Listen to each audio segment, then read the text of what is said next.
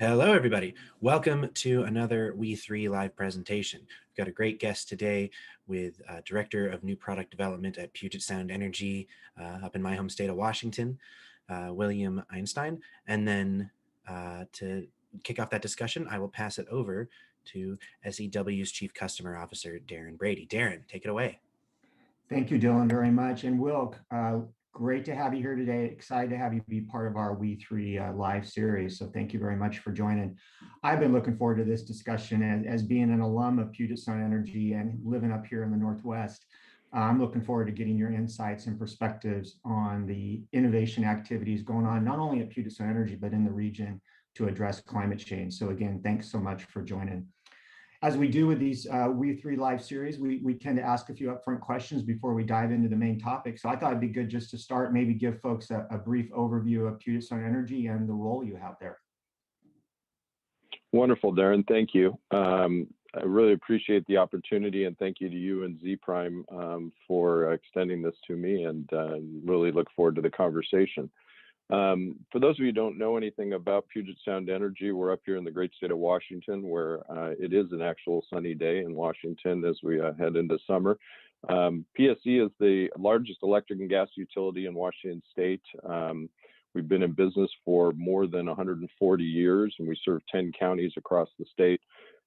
We have about 1.1 million electric customers and nearly 1 million gas customers, and a real strong mix on the electric side of hydro and wind, some solar energy in the mix and a growing amount of that, as well as gas and coal generation that we have. We'll talk more about sort of the future of all those resources today. We also are proud to, we announced a couple of weeks ago that we're now up to 1,500 megawatts of wind under ownership and contract as we start to increase the amounts of renewable energy that we have. And later this year, we'll start to take power from what will be the largest solar project in the state of Washington at 150 megawatts. So really looking forward to that. Me personally, I've been working at Puget Sound Energy for 20 years, hard to believe. I'm the Director of Product Development, and I've been in this role for the last almost 6 years now. Our team is responsible for the development of new customer-facing programs, and that includes renewable energy programs for our customers. It includes our work in transportation electrification and electric vehicles, and also the development of renewable natural gas and how that can be deployed to better serve our customers. So happy Fantastic. to be here. Absolutely. You know, for the folks in the audience, so Will and I have had a chance to work together a little bit during my days at PSC. I remember when the first wind farms went in. So it's quite an accomplishment to get to where the company is today at 1,500 megawatts. That's fantastic. Maybe talk a little bit about how you got connected into the energy space. Since you've been around and done a variety of things, I'm sure folks would like to learn a little bit how you got connected into it. Yeah, I actually started out as a member, came to the company as a member of our government community relations team. Prior to that, I had worked for 7 years in various public policy and political roles in our state and local governments, and realized after spending time in that I really wanted to move into the business world. And in the process, realized I had a passion for building things, building teams, building projects, working on new programs. And working for a company that built infrastructure like Puget Sound Energy did really helped me get passionate about what I wanted to do for the bulk of my career. And over that time, I've also become passionate about climate change and the opportunity that it really has to, as we work to figure out how to address climate change and develop renewable energy projects and opportunities. It's been a lot of fun over the last decade or more to really work closely on those things. Well, I'd be curious, both you and I have spent a good chunk of our career in the space, and we've seen a lot of change take place over the last handful of years, especially around climate change and technology. So I'd be curious, what advice would you give somebody who is looking to maybe start their career and get into the energy space? I would say first and foremost, follow your passions. If you're interested in this space, be curious about the technologies. We're in a real tremendous time of rapid technological change on many fronts related to energy. And really, it's a great opportunity for you to think about what you want to do, and don't assume that utilities are stodgy and slow developers. There's a lot happening in the utility space, and we're really looking forward to the things that are going to be coming forward with new products and new programs and the implementation of new technologies that are really going to transform both the natural gas side of the business as well as the electric grid. Couldn't agree more. And I think there's just significant opportunities, especially related to climate and the technology, which we're going to talk a little bit about today, the technology aspects around that broadly. And I think attracting talent to help facilitate that type of change and what we're seeing industry-wide to get to kind of a cleaner environment, getting the right talent in is really important. So we'll all continue to promote and recruit and get people into the space. Apparently, one question that's really popular with our We3Live series is the following. It's kind of, what's something that you believe that other people might think is crazy?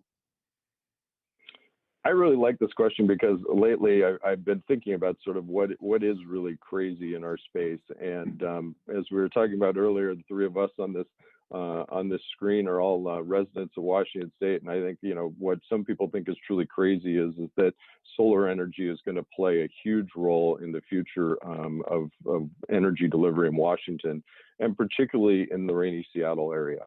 We have some of them, probably what some would say is the worst solar radiance in the country. I think that might change a little bit with climate change, but I think it's going to be more important for our region, not just because of the solar element, but because of the ability of it to be a distributed resource inside our region and allowing us to generate more electricity close to where we live and work. And so some people think that's crazy from around the country, that we think solar is going to be a big opportunity for the future, but we see our customers implementing it every day, and we're really proud to work with them on it.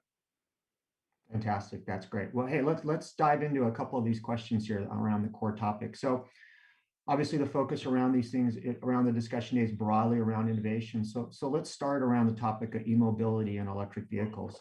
And maybe just talk a little bit about some of the work that PSC has done, as well as maybe in the region that's helping drive adoption of EVs. I've been interested in electric vehicles for about a decade. I remember helping our company actually participate in sort of the first rollout of the first sort of production model of the Nissan Leaf as it came to be available, and being able to share that with our customers and our community. And really over the last 7 to 8 years, we've been working hard on developing new customer programs in that space. Currently, we have 6 pilots underway that we're helping to install nearly 600 electric vehicle charging ports throughout our service area. These pilots are really focused on all aspects of how our customers might use energy, along with some education outreach. So we have work going on in the residential space. We have work going on with workplace programs, as well as multifamily locations, which have been extremely popular as folks start to see more multifamily development in our throughout our region. And then work on developing public charging stations. We know that they are going to be very important for not only serving and extending and alleviating people's range anxiety related to electric vehicles, but also helping deploy renewable energy and charging stations for our underserved customers throughout the region. So we're really working hard to get these pilots up and running. We're learning a ton about the space and about working with our customers and what it takes to get all this done in the process. And not so surprisingly, because we tend to be a real high adoption rate state for electric vehicles, partly because of the passion around clean energy. The demand for these programs has really outpaced what we thought it would, and it's really driving demand for us to bring forward some more work in this. And so we've been looking at how we're going to extend those programs into the future. Broader than PSC, our state has really done, I think, a great job of trying to incentivize customers buying electric vehicles. The state abates some or all of our state sales tax on vehicles. If you're buying an electric vehicle, our household recently purchased one, and it was a significant incentive because we have a pretty steep sales tax in Washington State. So it really helps out with customers. And then this last legislative session, our state passed a low carbon fuel standard, which now sort of completes the West Coast market all the way from BC to Southern California, BC being British Columbia. They have had a low carbon fuel standard. And so Washington now joins that market, and it will start the implementation rulemaking over the next year and a half or so. The program's scheduled to start in 2023. And so that's going to really provide some new incentives for folks to take on electric vehicles. And our state also not this past legislative session, but the one previous to that also joined the zero emission vehicle group of states that are ZEV states, so to speak, to use the acronym. So looking forward to that. Fantastic. I mean, I know we're seeing, go ahead, Will, go ahead. Go ahead. No, go. I was just going to say, we're seeing the, acceleration of kind of EV activity, charging station development across a broad group of utility clients across the country, right? I mean, I think because of the work that's going on with the manufacturers and more electric vehicles becoming available, you're seeing more activity on the charging side, right? With more companies able to engage and put out broader infrastructure. And obviously with the current administration's plan to support some of that, I think you're starting to see a lot of these things start to come together that have been kind of more independent in terms of activities. Now they're starting to merge to really start to accelerate the EV adoption and the infrastructure that's needed to support that. And I know we're starting to see that here now in the Northwest, I think, as well. Yeah, and I think it's, between the manufacturers bringing more models to market of all types, we're starting to see more medium and heavy duty trucking options made available. And then you're also really starting to see electric, the deployment of greater charging station and infrastructure to support all that. And we really think utilities have a great role to play in not only helping address what the broader market doesn't do, but also helping to focus on underserved customers and highly impacted communities. And that's actually a big focal point of some of the elements of the low carbon fuel standard and some of the other public policy elements we have coming forward. As we start to look at where we're headed as a utility, we're right now actually in a conversation with our state utility commission who regulates our programs and our products that we offer to customers. And we're working with them on sort of what a 5-year plan and look would be for transportation electrification of all types. And then that'll pave the way for us to start to offer new programs to our customers later in 21 and then into 22 as we really start to see the opportunity and the combination of how the utility infrastructure fits together with a low carbon fuel standard. And then the ZEV models, you can't say enough about what that sort of that classification brings as manufacturers start to bring different models to the state. We've seen them only deploy certain vehicles in certain states because of that. And so we're really looking forward to seeing an increased number of offerings for our customers that they'll be able to choose from. So it's a real exciting opportunity to see how this is all going to come forward. I couldn't agree more. One of the things I want to touch on too is kind of what the state is doing, right, in terms of putting in legislation and helping drive some of this transition to a clean energy environment. So in 2019, right, the state of Washington put in place the Clean Energy Transformation Act, and which identifies key targets, right, to help move the state to 100% renewable. So maybe for the benefit of the audience, maybe take a few moments, maybe just describe the act, and then also maybe talk a little bit about how PSE is looking to address it and starting to plan for it. Thanks. Yeah, Clean Energy Transformation, or as CETA as we call it inside the state, it was really a very ambitious law that was passed, as you said, in 2019. Really gives us an opportunity as a region to look at how, in a state, to look at how we're going to proceed ahead with renewable energy in our portfolio. One of the sort of key tenets of it is that we have progressive steps that we have to advance along as we are working on the deployment of renewable energy. So by 2030, we have to be 100% carbon neutral in our deployment of electricity. 80% of that needs to be renewable. And then the other 20%, we can use various other tools that are laid out in the law to enable us to comply and get to that 100% carbon neutral. There's actually a penalty if we don't hit that target of $100 a megawatt hour. For those who pay attention to energy things, that's a very expensive megawatt hour to buy if you don't hit that target. So we're working very hard to figure out how to do that. A big piece along the way is by 2025 we have to have all coal out of our portfolio. PSE has had coal resources as a legacy resource for many years, and we're really proud that we've been able to start to phase out of that over the last 3 to 5 years. And by 2025, we had actually already had plans to be out of the coal resources that we had contracts and service from. But really what then it ramps up to is by 2045, there is a goal that we will be 100% renewable. And that really gives us the opportunity to say, okay, over this 25-year period of time, how do we get there? And how do we deploy the resources, large and small, that it's going to help, that's going to take us to do this. Perfect. Well, maybe just a little bit about some of the activity that you guys are focused on to kind of plan around it. I know you're in the process of that planning. I believe it's a 4-year plan that's being developed, that gets to be put in place, maybe starting kind of, or at least presented in 2022. So maybe talk to a little bit about some of the areas that you guys are going to try to focus on to help address it, and the ways you're going to go about doing that. Yeah, so starting in 2022, actually, by the end of this year, late this year, we have to submit our first draft plan. Okay. The plans are sort of set up as interim milestones between now and 2030. So there's a 4-year plan that'll run from 22 to 26, and then a second 4-year plan from 26 to 30. And that's sort of the best way for us to lay out exactly how we think we're going to do it, and have that conversation with stakeholders and regulators and our customers about what the plan's going to look like and how the resources are going to come together. All of us, inside the state who have to comply with this law are going to be adding a significant number of new renewable resources over the coming decade. For us, it's going to be a combination of, large and small resources. The large resources are the traditional things that we see often cited, in our region, cited a long ways away from the major cities, with long extension cords and transmission lines that serve them.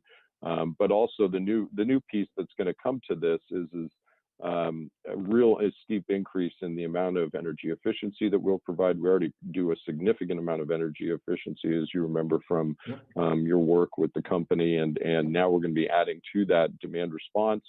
We're going to be adding to that a lot of distributed energy resources, and so you're going to start to see close to 1,500 megawatts of new distributed resources over that time frame, and maybe more than 1,500 megawatts of large wind and solar assets that we have to procure over that same time frame. That's what the current plans say. We'll see how it all shapes out as the modeling and everything else gets completed over the rest of the year. I think it's, when these goals and targets get put in place, we've had the same conversation with other utilities, in this WE3Live session that has similar types of targets that are being put in place. Obviously, a big part of hitting those targets is the resource piece, but you touched a little bit on it as well about, the demand side of the equation. And I think that's becoming more important in kind of partnering with consumers, with businesses and other stakeholders to really make sure that's also becoming an important part of putting programs in place and technology in place to help make that a key piece of driving towards those targets. So how do you see the demand side really kind of fitting in, not just maybe at PSC, but in the region overall, to help achieve those decarbonization targets and help with innovation, right? Because we may not be where we need to be now, but there's things that need to happen in order, innovation-wise, to get us to these targets. So how are you guys looking at it from that perspective? For sure. Yeah, the real key thing in my mind is partnerships with customers. You can do some distributed resources, just sort of from the utility perspective out on circuits in our region. In that space, we can do more energy efficiency, but it really starts to materialize and come to scale when you start to really engage with customers and talk to them about the products they might be interested in. And I think you're going to see that across the board. We've had a strong track record of really working with customers on our products. Hence, the whole team that I work with is a big piece of delivering that for our utility plus our energy efficiency team. But all the utilities in the region are really going to have to start to engage in that way with customers, because distributed resources are going to be very helpful as it becomes increasingly challenging to find great sites for large resources in spaces that are a long ways away from the bulk of the people. And so I think it gives us that ability to do that. And then we're going to really have to work closely with our stakeholders engaging with customers to talk to them about how we can make this work, how it works well for them, what is the value to the customer, participating in various programs, whether it's a demand response program for a small business or it's a, increased residential energy efficiency program, or even things where we work on time varying rates and how those might fit together into the mix.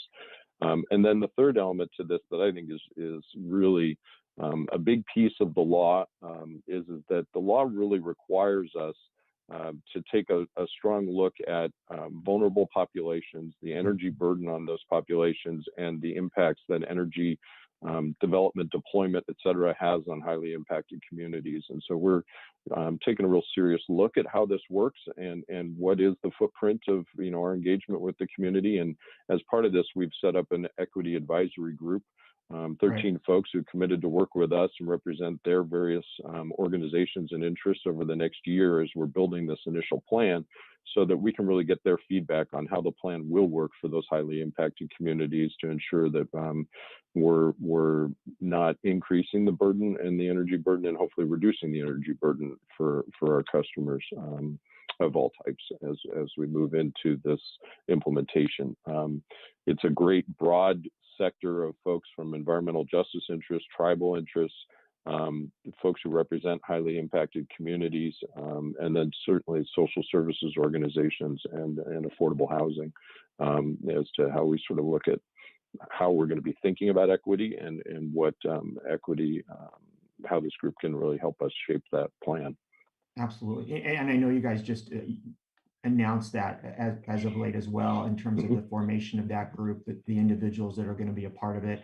And obviously it's connected to CETA, but I also think, it's something the company would do anyhow, because I think as you're really looking at ways to build those partnerships and the stakeholders that you have across the region, that's just something that needs, I think that people are recognizing needs to happen. And the industry as a whole, right? It's kind of a team effort when it comes to helping achieve these broader objectives, right? It can't just be the utility themselves kind of pulling organizations along. It's got to be everybody working together, really targeting what needs to happen, and everybody having a role in that. And I think that's really some of the changes that are starting to happen in the industry as well, not just here in the Northwest, but elsewhere, recognizing, right, that everybody's kind of needs to be a part of it in a way to help us reach those targets.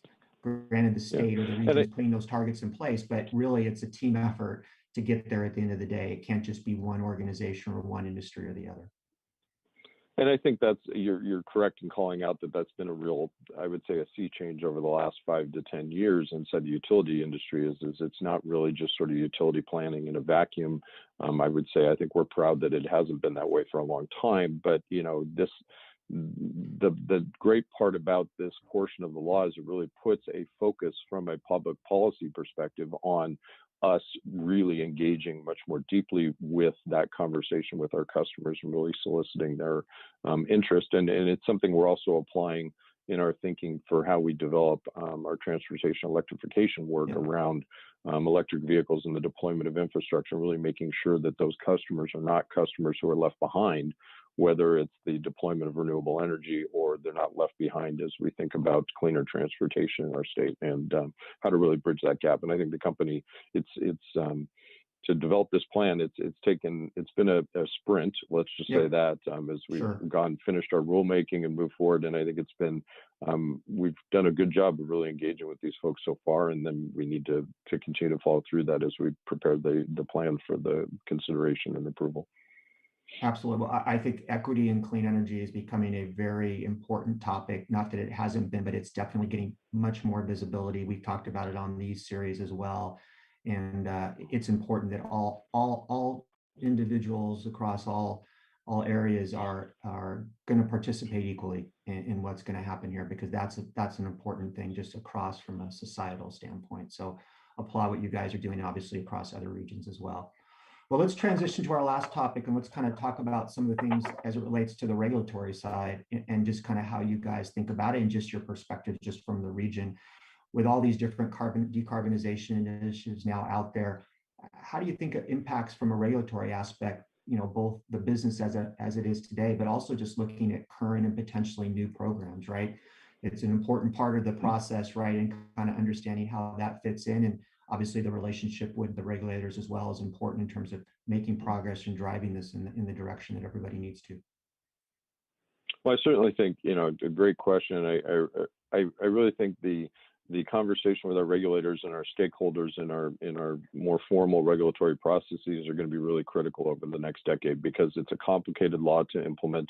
It's got a lot of moving parts. The state has done a good job, I would say, so far of trying to mix, sort of realign the timelines for various things that we have to do per some older laws, so that we can accommodate the planning and the steps needed to implement this new Clean Energy Transformation Act, and how our older programs also with customers fit into that is going to be really important as well.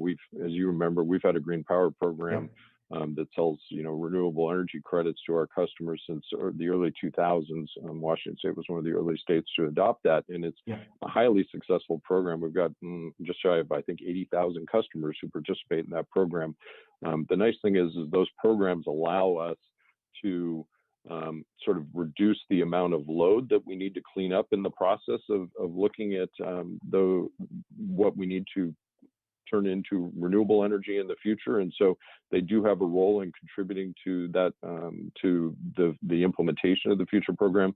But there's a lot of elements that weren't envisioned from 20 years ago that really need to be brought current as we start to look at how this works. And we have a lot of communities who are very interested in adopting and have adopted very aggressive clean energy and carbon reduction programs for their community in this region, and want to go as fast as possible to do that. And they see energy as a key piece of that work. And so we're really looking for ways in which we can continue to work those pieces together as we implement the new law. We're really going to have to partner with our customers in how we develop those new programs, and we're going to have to look at what new programs mean. As I mentioned, a few minutes ago, the voluntary participation by our customers in whether it's a demand response program or maybe it's an energy storage program in your garage, how that works, how we engage with you, your participation, that's going to be really critical to whether or not we're able to achieve a lot of the goals in this. And the energy amounts we're trying to scale to are very significant.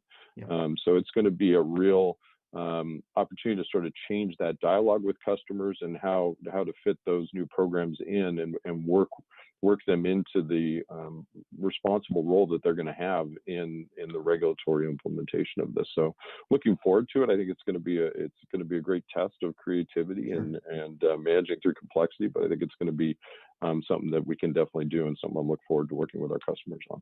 No, absolutely. And just how do you? I mean, it may hard. You can kind of just share your thoughts in general, but how do you think some of this stuff transitions down the road, just from a broader rate making standpoint or rate plans compared to kind of the way the structure is today?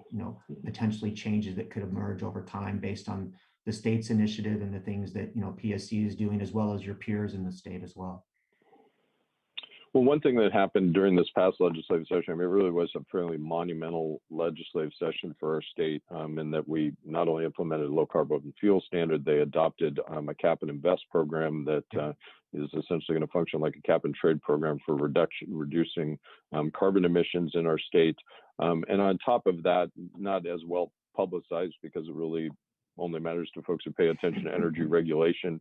But we worked with the commission and the legislature to modernize some of the processes and rules by which we change rates for our customers, and really got the opportunity to work with them to adopt what's a forward-looking multi-year rate planning effort that we hope is going to enable us to link together, because unfortunately, all of this change to renewable energy from existing resources will come with some cost. And we're hoping to be able to sort of optimize and manage that cost by looking forward several years and saying, okay, here are the rate structures that we think fit with that. Here's how we think that process can work best, so that it's adopted in parallel, essentially, with the plans that we have for clean energy. So you can literally hold side by side in some ways the plan for us to reduce our fossil generation, increase our renewable generation, but also add to that then, okay, and how are the costs and other elements going to be managed over that time frame? So I think we're really optimistic that these changes are going to help us and help manage costs for our customers and really keep this transition as affordable as possible.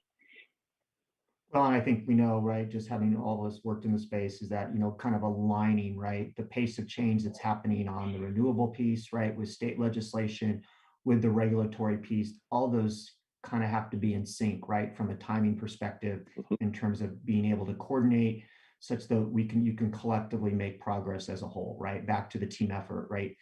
Those things have to have some alignment in a reasonable timeline to be able to make sure the progress that's been outlined and the targets that are being put in place can be achievable by virtue of bringing everybody along with it, right? And organizations, stakeholders, and consumers at the same time. And I think as well, I think the demand side piece is going to be really exciting to watch here in the Northwest, because obviously with a big focus already on environmental and sustainability, how do the various initiatives that are going on, can we begin to take what are big resources on the renewable side that have been very successful and begin to add to it more of this microgrid distributed energy resource piece at the local level, right? Bringing those assets over the other side of the Cascades, so to speak, right? And making it more part of the community in addition to the bigger resources that sit on the other side of the state. Yeah, and I think you're right in that it's gonna require a great deal of creativity. There's a whole opportunity, and I think it will be helpful for us to sort of bring all of the steps of this process together, and that's what we're working really hard with the commission and stakeholders, is to get all this, the process side of this, as aligned as possible, so that the execution is as successful as possible, frankly. But yeah, to your point, we have to get the generation closer to load. Actually, the background I have behind me is a good example of get the big generation closer to load. This is a project that we started buying power from last year, called the Skookumchuck project. It's actually the largest wind farm in Western Washington. Most of our wind has traditionally been developed in Eastern Washington and for states further east from that, and that we're really excited about the project because it's very close to our service area and actually connects directly into our control area. So it's a great and exciting new project and a great co-development on some of the property that sits on. So there's I think a great many opportunities to come in this space. I'm really excited. I think it's a time of great transition for our industry, and there's also some great models from other parts of the country that we can learn from. We've learned a lot from California and Oregon, certainly, as a region, but also seeing, and this firsthand from some of your previous career experience, some of the models in the less in the more deregulated markets where demand response and some other programs have had a better value and been more successful. And I'm really looking forward to ways in which we can start to bring those to our market here locally, because I think it's going to be a great opportunity to again engage with customers of all types, businesses, residential customers, and then also combining that with things like electric vehicles and when do you charge your vehicle? That does matter to the grid when we get to scale, and how we can help work with you to manage the peak that starts to create if everybody comes home from being out for the day and charging their vehicle. So I think it's a great time, it's a great opportunity, and really pleased to be able to talk about it. Absolutely. Well, you couldn't have summarized our discussion any better there in those last comments. So, Will, thank you very much. We covered a lot of ground in a short period of time. Really appreciate you having you be a part of the series today. And we all look forward to following the success, not only at PSC, but in the region as you guys continue to move forward and address some of these new initiatives. So thank you so much. Looking forward to having you back on the show, hopefully at some point down the road, to give us an update. And with that, I encourage the audience to stay tuned for Laurel's Lessons Learned that will be coming up next. So thank you very much. And Will, thanks again for being a part of the show. Thank you for the invitation. Really appreciate it.